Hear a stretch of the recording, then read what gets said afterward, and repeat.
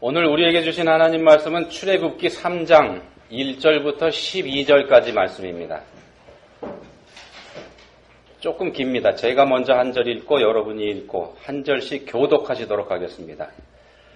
모세가 그의 장인 미디안 제사장 이드로의 양떼를 치더니 그떼를 광야 서쪽으로 인도하여 하나님의 산 호렙에 이르매 사자가 떨기나무 가운데로부터 나오는 불꽃 안에서 그에게 나타나시니라. 그가 보니 떨기나무에 불이 붙었으나 그 떨기나무가 사라지지 아니하는지라. 이에 모세가 이르되 내가 돌이켜가서 이 큰 광경을 보리라. 떨기나무가 어찌하여 타지 아니하는고 하니 그때에 여호와께서 그가 보려고 돌이켜 오는 것을 보신지라.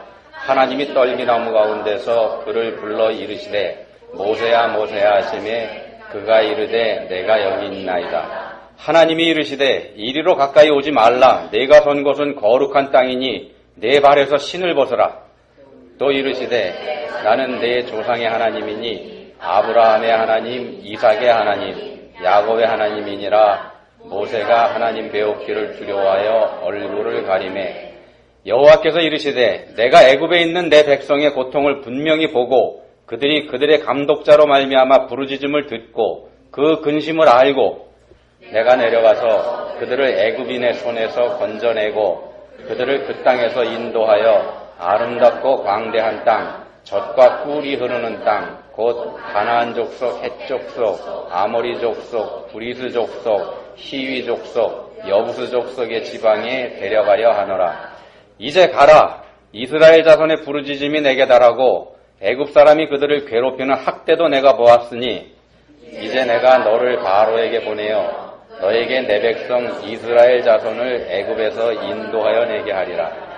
모세가 하나님께 아뢰되 내가 누구이기에 바로에게 가며 이스라엘 자손을 애굽에서 인도하여 내리이까? 하나님이 이르시되 내가 반드시 너와 함께 있으리라. 네가 그 백성을 애굽에서 인도하여 낸 후에 너희가 이 산에서 하나님을 섬기리니 이것이 내가 너를 보낸 증거니라. 아멘.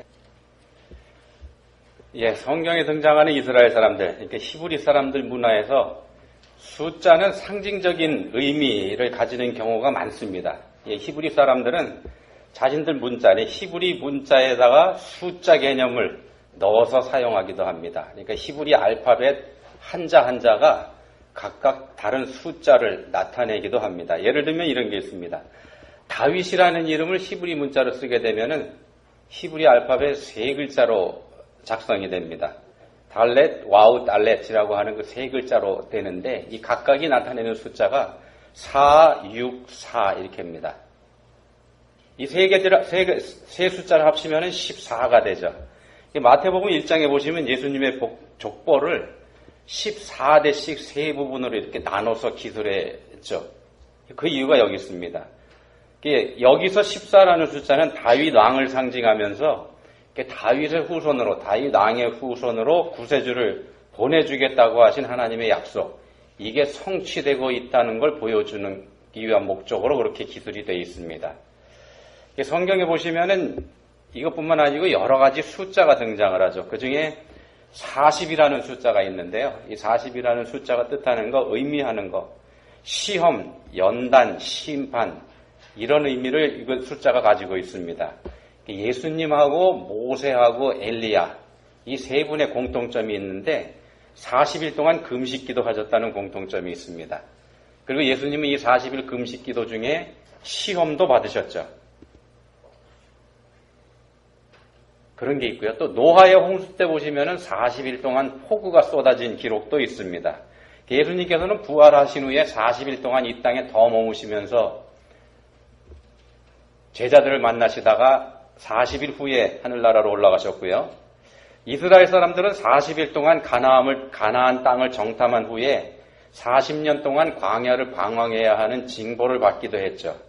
이스라엘의 왕의 첫 번째가 사울, 그 다음에 다윗, 솔로몬 이렇게 이어지는데 이 첫 번째, 두 번째, 세 번째 왕들이 공통적으로 다 같이 40년 동안 나라를 다스렸다는 그런 기록도 있습니다. 이외에도 성경에 보시면 40이라는 숫자가 굉장히 많이 등장합니다. 그만큼 히브리 사람들에게 있어서 이 40이라는 숫자, 상당한 의미를 가지고 있는 숫자다. 이렇게 우리가 알 수가 있습니다. 본문에 등장하는 모세의 생애가 40년씩 세 부분으로 정확하게 구분이 되기 때문에 먼저 이 말씀을 드렸는데요. 40이라는 숫자, 이게 어떻게 만들어진 거냐 하면은 땅을 상징하는 4라는 숫자가 있습니다. 히브리 사람들에게 있어서 4는 땅을 상징합니다. 동서남북 이렇게 해서요. 그리고 꽉 찼다는 의미를 가지는 숫자가 10이 있습니다. 4와 10을 곱해서 나온 숫자가 40이 됩니다. 그래서 땅에서 꽉 찬 수, 충만하게 채워진 수, 이렇게 우리가 풀어서 볼 수가 있습니다. 그래서 이스라엘 사람들에게 있어서 40년 동안이라는 말은 우리 문화에서 사용하는 오래오래라고 하는 말하고 같은 뜻으로 이해를 하기도 합니다. 행복하게 오래오래 살았더라. 우리 이런 말 하지 않습니까? 같은 개념이라는 말씀입니다. 이게 모세가 40년 동안 미디안 광야에서 별 볼 일 없는 목자, 그것도 자신의 양이 아닌, 자신의 양은 한 마리도 없이 장인의 양만을 치는 처가살이하는 목자로 살았다는 것, 이건 모세라고 하는 인물이 완전히 바닥까지 내려가 버렸다. 이걸 의미합니다. 이게 모세는 아무 소망이 없는 사람이다. 이런 말씀입니다. 우리말로 하면은 논팽이에 불과한 사람이다. 그런 뜻입니다. 그런 별 볼 일 없는 모세에게 하나님께서 찾아오셨습니다. 하나님께서 왜 하필이면 논팽이나 다름없는 모세라는 사람을 찾아가셨고 그 사실이 우리한테 무엇을 말씀하고 있는지 오늘 그거 한번 살펴보도록 하겠습니다. 논팽이라고 제가 말씀드렸는데 어감이 별로 좋지 않죠. 근데 이 단어부터 한번 살펴보죠. 논팽이, 잘못된 말입니다. 표준말은 뭐냐 하면은요, 논팡이입니다. 논팡이. 논팡이라고 쓰는 사람 없죠. 서울 사람이나 전라도 사람이나 경상도 사람이나 전부 다 논팽이 이렇게 얘기합니다. 잘못된 말을 쓰고 있는 겁니다. 온 국민이 다 잘못된 표현을 쓰고 있는 이상한 단어가 이 논팽이라는 단어입니다. 어떤 논팽이하고 살림을 차렸어? 이런 말 할 때 우리가 사용하죠, 이 말을요. 이게 하는 일 없이 빌빌거리는 남자, 그런 남자를 낮추어서 말할 때 이 단어를 사용합니다. 모세가 이 정도 인물이었다는 말씀 지금 드리고 있는 겁니다. 물론 장인의 양을 먹이는 목자로 활동하고 있었기 때문에 할 일이 없다 이렇게 보는 건 좀 무리일지 모르겠습니다. 그렇지만 옛날 우리 문화에서는요, 겉벌이 서만만 있어도 처가살이 하지 않는다 이런 말 했지 않습니까? 그런 개념에서 본다 그러면은 모세가 장인의 양을 친 거, 이건 모세 입장에서는 그 일이라도 해야 그나마 눈칫밥이라도 먹을 수 있기 때문에 한 거다 이렇게 풀이가 된다는 말씀입니다. 모세의 처지를 좀 말씀드리고 있습니다. 그렇게 40년 살았습니다. 40년입니다. 그런 모세를 주변 사람들이 어떻게 봤을까요? 우리가 성경에서 이런 얘기가 나와 있지는 않습니다만 성경에서 우리가 감을 잡을 수 있는 거, 본문 이후의 기사를 유심히 읽어보시면은요, 아내 십보라조차 모세를 무시하고 있다는 느낌 우리가 받을 수 있습니다. 잘 읽어보시면 그런 느낌 받을 수 있습니다. 모세의 인생 초반의 40년과 이 40년이 아주 극과 극입니다. 태어나서부터 40살이 될 때까지 애굽의 왕자로 살았던 그 시절 말입니다. 그때 모세 자신만만하지 않았습니까? 자신의 민족을 애굽 사람들의 종살이에서, 그러니까 애굽 사람들의 억압에서 자기가 해방시킬 수도 있다, 이런 자신감을 가지고 살았던 게 그 40살까지의 모세였었습니다. 그랬던 모세의 처지가 40살부터 80살 사이에 완전히 곤두박질 치고 맙니다. 40살 이후에 40년 동안, 즉 오래고 긴 세월 동안 오래오래, 아까 말씀드렸죠, 오래오래 모세는 완전히 달라져 버렸습니다. 그런 세월이 지나가는 동안에. 근데 그런 모세에게 하나님께서 말씀합니다. 본문 10절입니다. 이제 내가 너를 바로에게 보내어 너에게 내 백성 이스라엘 자손을 애굽에서 인도하여 내게 하리라. 40년 전에 젊은 시절의 모세였다 그러면은요, 이 말씀을 듣고 예, 하나님 알겠습니다. 그래야죠. 그럼요. 내가 해야죠. 이렇게 대답했을 겁니다. 자신 있게 말입니다. 당연하다는 듯이 말입니다. 근데 80세가 된 지금의 모세 전혀 그럴 처지가 아닙니다. 앞에서 말씀드린 것처럼 자기 자신이 봐도 정말 별 볼 일 없는 사람인데 자신이 그 일 할 수 있을 거라고는 꿈에도 생각할 수 없는 그런 입장에 있다는 겁니다. 눈칫밥 먹는 주제에 어떻게 그런 일을 할 수 있겠냐 이런 생각이 들 수밖에 없습니다. 그래서 하는 대답이 본문 11절입니다. 이렇게 얘기합니다. 내가 누구이기에 바로에게 가며 이스라엘 자손을 애굽에서 인도하여 내리까 이렇게 대답합니다. 근데 이 말이요, 모세의 이 대답이 하나님 마음에 아주 쏙 드는 대답입니다. 하나님께서는 모세가 이런 대답을 하게 될 때까지 40년을 기다리셨습니다. 40년 전에 자신만만했던 모세는 모든 사람들에게 인정받는 인물 중의 인물이었습니다. 그렇지만 하나님 입장에서는 교만에 찌든 쓸모없는 논팽이에 불과했습니다. 근데 40년이 지나서 이런 대답을 하게 된 모세, 그 모세는 사람들이 보기에는 아무짝에도 쓸모없는 논팽이 중에 논팽이지만 하나님께서 보시기에는 그야말로 인물 중에 인물, 이보다 더 나은 사람을 찾아볼 수 없는 진짜 인물이 돼 있었다는 말씀입니다. 하나님께서 오래오래 기다리신 보람이 있습니다. 하나님이 아까 말씀하셨죠. 이제 내가라고 말씀을 하는데 이 표현에 들어있는 하나님의 만족과 기쁨, 이거 우리가 느껴볼 수 있습니다. 19세기의 복음 전도자 무디 목사님, 이 모세에 대해서 이렇게 설명을 했습니다. 애굽의 궁중에서 모세는 자신을 꽤 중요한 인물, 영어로 하면 somebody라고 생각하며 살았다. 40년 동안의 미디엄 광야 생활에서는 철두철미하게 자신이 아무것도 아닌 존재, nobody라고 생각하며 살았다. 이렇게 평가를 했습니다. 하나님께서는 자기 자신이 꽤 중요한 사람이라고 생각하는 사람, 그렇게 생각하는 사람이 아닌 자신은 무가치한 사람이라고 생각하는 사람, 그런 사람을 사용하십니다. 하나님께서 좋아하시는 사람, 약한 사람입니다. 고린도전서 1장 27절에 보시면은 이렇게 말씀합니다. 고린도전서 1장 27절입니다.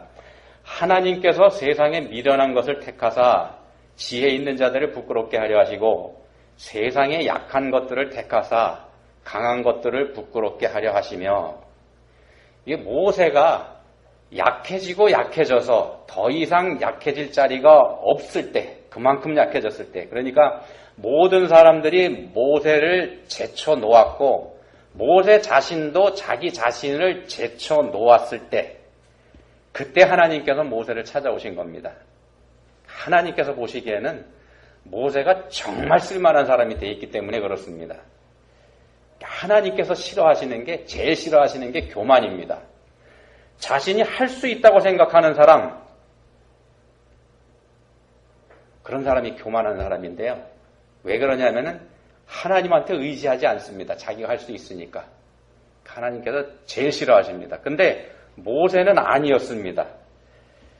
40년 전과는 달리 지금은 스스로 아무것도 할 수 없다, 이렇게 생각하는 사람이 되어 있다는 말씀입니다. 난 아무것도 할 수 없다, 이런 사람이 됐습니다. 근데 말입니다. 근데 요즘 세상에 그렇게 생각하는 사람들 많습니다. 나 아무것도 못해, 이렇게 생각하는 사람. 자포자기하고 있는 사람들 말입니다. 요즘에 유행하는 말도 있지 않습니까? 3포 세대, 5포 세대, 7포 세대. 거기서 한 단계 더 나가서 요즘엔 전포 세대라는 말까지 합니다. 전부 포기하고 사는 세대. 그러면은 모세하고 같은 거 아닙니까? 그렇다 그러면은 요즘은 모세 같은 그런 하나님께서 좋아하시는 인물이 넘쳐나는 시대인가? 아니죠. 절대 그렇지 않습니다. 그럴 리가 없습니다. 그럼 다른 점이 뭔가? 모세하고 우리 포기하고 사는 사람들하고요. 다른 점이 뭔가? 모세를 말할 때 민수기 12장 3절 말씀 빼놓을 수가 없습니다. 우리가 다 아는 말씀입니다. 이 사람 모세는 온유함이 지면의 모든 사람보다 더하더라. 온유함이 지면의 모든 사람보다 더하더라. 모세는 이 세상에서 가장 온유한 사람입니다. 성경에서 그렇게 평가합니다. 가장 온유한 사람이 되어 있었습니다. 광야에서 40년 동안 살면서 말입니다. 온유하다 이렇게 번역된 히브리 원어가 아나우라고 하는 단어인데요. 이게 뭐냐면 자기를 낮춤, 괴롭힘을 당함, 겸손함 이런 뜻이 이 단어에 들어가 있습니다. 자신을 비방하는 소리에 대항하지 않고 감정을 억제하면서 오히려 자신을 묵묵히 돌아보는 자세를 가진 것, 이거 얘기합니다. 남들이 자신을 비방할 때 그 말에 화내기보다는 그 말에 담긴 하나님의 뜻이 뭔지 이걸 생각한다는 겁니다. 그게 온유하다입니다. 이거 아무나 할 수 있는 일 아닙니다. 아무나 할 수 있는 일 아닙니다. 사실은 누구나 다 하지 못하는 일입니다. 갈라디아 5장 23절에서는 이 온유를 성령의 열매로 말씀을 합니다. 성령께서 함께 하시는 사람만이 온유해질 수 있다는 말씀입니다. 성령께서 함께 하는 사람만이 온유해질 수 있습니다. 바꿔 말씀드리면 모세는 성령 충만한 사람이었다는 뜻입니다. 이 세상에 그 어떤 사람들보다 더 많이요. 그런 사람이 모세입니다. 40년 동안의 모세는 광야에서 성령 충만한 삶을 살았습니다. 남들이 자신을 논팽이라고 비방하는 소리에도 화를 내지 않게 되었는데 이건 모세가 광야 생활 가운데서 하나님과의 바른 관계를 유지한 것, 이것 통해서 얻게 된 기질이라는 겁니다. 이 세상에서 모세만큼 성령으로 잘 다듬어진 사람이 없었다는 말씀입니다. 그게 모세의 광야 생활 40년의 결과입니다. 사람들은 모세를 무시하고 멸시했지만 하나님께서 보시기에는 전혀 그렇지 않았다는 겁니다. 그런 모세를 잘 보여주는 표현이 본문 11절에 있는 표현인데 내가 누구이기에, 이 표현입니다. 내가 누구이기에. 자신을 낮추는 겸손이 이 표현에 들어있습니다. 하나님께서 인정하시는 사람, 하나님께 복받을 만한 사람, 그런 사람 그냥 운이 좋아서 저절로 되는 그런 거 아닙니다. 하나님 앞에서 자기 자신을 내려놓는 고통스러운 과정을 견뎌내는 혹독한 훈련을 오래오래 감당한 사람, 그런 사람이라야 되는 일입니다. 그저 잠깐의 성령 충만, 그런 걸로 되는 거 아닙니다. 한두 번 성령 충만했던 자신의 경험을 내세우고 자랑하는 것, 이거야말로 교만 중에 교만이 됩니다. 하나님께서 찾으시는 사람은 약한 사람입니다. 약한 사람을 하나님께서 찾으십니다. 자신의 부족함을 인정하고 하나님 뜻을 자신의 그 부족한 곳에 채우는 사람, 그런 사람을 하나님께서 찾고 계십니다. 자, 하나님께서 그런 모세를 찾으셨습니다. 하나님께서 그런 모세를 통해서 이제 하나님께서 계획하신 일을 시작하시려고 합니다. 본문 7절하고 8절 말씀이 이렇게 되어 있습니다. 여호와께서 이르시되 내가 애굽에 있는 내 백성의 고통을 분명히 보고 그들이 그들의 감독자로 말미암아 부르짖음을 듣고 그 근심을 알고 내가 내려가서 그들을 애굽인의 손에서 건져내고 그들을 그 땅에서 인도하여 아름답고 광대한 땅, 젖과 꿀이 흐르는 땅, 곧 가나안 족속, 헷 족속, 아모리 족속, 브리스 족속, 히위 족속, 여부스 족속의 지방에 데려가려 하노라. 이게 하나님 계획입니다. 여기서 하나님께서는 애굽에서 종살이하면서 고통당하고 있는 이스라엘 사람들을 가리켜서 내 백성 이렇게 말씀합니다. 내 백성. 하나님께서 하시는 내 백성이니까 하나님 백성입니다. 종살이하면서 고통당하고 있는 이스라엘 사람들을 가리켜서 하시는 말씀입니다. 종살이하는 백성들입니다. 그 사람들 가리켜서 내 백성 이렇게 말씀합니다. 우리는 생각합니다. 내가 하나님의 자녀가 맞는다면 내가 이렇게 어렵고 힘들게 살고 있는데 하나님께서는 그런 나 왜 그냥 놔두고 보고만 계시나. 그러면서 의심하죠. 내가 하나님 자녀가 맞나? 하나님 살아계신 게 맞긴 한가? 그게 사실인가? 그런 의심합니다. 근데 맞습니다. 하나님께서 살아계신 것도 맞고 우리가 하나님의 자녀인 것도 맞습니다. 다 맞습니다. 본문 7절에서 하나님께서 말씀하십니다. 본문 7절에서요. 내가 내 백성의 고통을 분명히 보고 부르짖음을 듣고 그 근심을 알고 있다. 이렇게 말씀합니다. 7절에서요. 그리고 8절에서 또 말씀합니다. 내가 내려가서 건져내고 인도하여 데려가려 하노라. 하나님께서는요, 우리가 고통 속에서 허우적거릴 때, 그때 우리의 그 고통 분명히 보고 계시고, 우리의 신음소리도 듣고 계시고, 우리의 근심 역시 알고 계십니다. 모르시는 것 절대 아닙니다. 다 보고, 다 듣고, 다 알고 계십니다. 다만, 우리가 말하는 것처럼 우리에게서 그 고통을 즉시 제거해 주시지는 않는다는 게 우리의 기대와 차이가 있을 뿐입니다. 고통과 고난을 제거해 주시기보다는 그걸 통해서 우리가 성장하기를 기대하시는 겁니다. 모세가 하나님께서 돌아보아 주시지 않는 것 같은 소망이 보이지 않는 광야에서의 40년 세월을 통해서 세상에 어떤 사람보다 온유한 사람으로 성장한 것처럼 말입니다. 그러니까 우리가 오랜 기간 그런 기간을 지나는 동안에 모세처럼 성장하기를 하나님께서 원하시는 겁니다. 그래서 그 고통을 없애주시지는 않으십니다. 하나님께서는 하나님의 백성들 모두가 모세처럼 온유한 사람이 되기를 기대하십니다. 모세라는 불세출의 인물을 성경을 통해서 우리에게 보여주시는 이유가 여기에 있습니다. 우리가 그를 따라서 배우기를 원하시는 겁니다. 그리고 그런 모세를 하나님 백성의 인도자로 보내셔서 우리의 인도자 되신 예수 그리스도를 예표하려는 게 본문의 목적입니다. 하나님은 하나님 백성으로 선택받은 우리와 함께 하시는 분이십니다. 우리와 함께 하시면서 우리가 고난을 이겨낼 수 있도록 돕고 격려해 주시는 분이 우리 하나님이십니다. 길을 열어주시고 우리가 그 길을 갈 수 있게 하십니다. 우리에게서 고통 자체를 제거해 주시기보다는 거기서 빠져나올 길을 열어주신다는 겁니다. 예수님께서 우리에게 오신 거 그 길이 되어 주시기 위함입니다. 십자가에 달리셔서 우리의 길이 되어주신 분이 예수님이시죠. 길이 되어주시고 우리가 그 길을 가도록 인도하시는 게 예수님께서 하신 역할입니다. 우리 앞에 그래서 길이 열려 있습니다. 길이요 진리요 생명 되신 예수님께서 열어주신 그 길로 우리가 가면 됩니다. 그런데 그 길로 발을 내딛는 것, 그 길로 발을 내딛는 것, 이건 우리가 해야 됩니다. 우리가 해야 될 일은 본문의 표현으로는 신발을 벗는 겁니다. 신발을 벗으라, 신을 벗으라 이렇게 말씀하셨죠. 그 당시에 노예, 신발을 신을 수가 없었습니다. 그 당시 사람들 중에서 신을 신었다는 거는요, 그 사람이 자유인이라는 뜻입니다.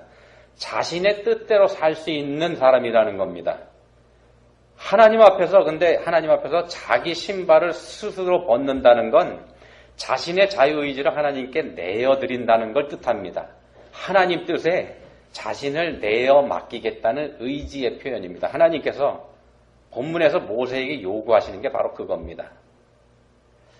본문 5절에서 모세에게 신발을 벗으라 이렇게 요구하신 하나님께서 9절에서는 이제 가라 이렇게 명령하십니다. 생각과 주장을 하나님께 내어 맡겼습니다. 그러면은 신발을 벗었으니까요. 그러면 거기서 그치지 말고 행동으로 옮겨라. 즉 우리의 삶으로 그걸 증명하라 이 말씀이 됩니다. 마음만 먹는다고 되는 거 아닙니다. 믿음만 있다고 되는 것도 아닙니다. 우리의 삶이 뒷받침되지 않는 믿음, 그거 죽은 믿음이라는 말씀입니다. 성경에서 누누이 말씀하죠. 그리고 하나님께서 약속하십니다. 본문 12절입니다. 내가 반드시 너와 함께 있으리라. 내가 반드시 너와 함께 있으리라. 우리의 의지를 하나님께 내드리고 믿음으로 하나님 뜻대로 살 때, 다시 말씀드리면 우리가 하나님 말씀에 순종하면서 살 때 우리에게 힘을 주시고 능력을 주신다는 말씀입니다. 우리와 함께 하시면서. 그리고 끝까지 보호해 주신다는 약속이 이 말씀에 들어가 있습니다. 말씀을 정리합니다. 하나님께서는 우리를 택하시고 우리를 내 백성 이렇게 불러주십니다. 그리고 우리의 고통과 부르짖음을 다 듣고 다 보고 계십니다. 우리의 근심도 다 알고 계십니다. 우리가 당하는 괴로움, 이것도 다 보고 계십니다. 그리고 우리의 그 고통 가운데서 우리와 함께 하십니다. 우리와 함께 하십니다. 고통을 헤치고 나가는 길이 되주십니다. 하나님께로 가면은 바로 그 길입니다. 길이요 진리요 생명이신 예수님이 우리와 함께 하신다는 말씀입니다. 우리한테 필요한 건 내가 누구이기에 라고 하는 겸손한 모세가 되는 겁니다. 하나님 앞에서 신발을 벗고 이제 가라 이렇게 말씀하시는 명령을 따라서 길 대신 예수님께로 순종하면서 가는 겁니다. 그게 우리가 해야 되는 일입니다. 그게 믿음입니다. 하나님 아버지 감사합니다. 사실은 보잘것없으면서도 뭐나 된 것처럼 교만을 떨고 있는 저희들에게 모세를 통해서 온유를 알게 해주셨습니다.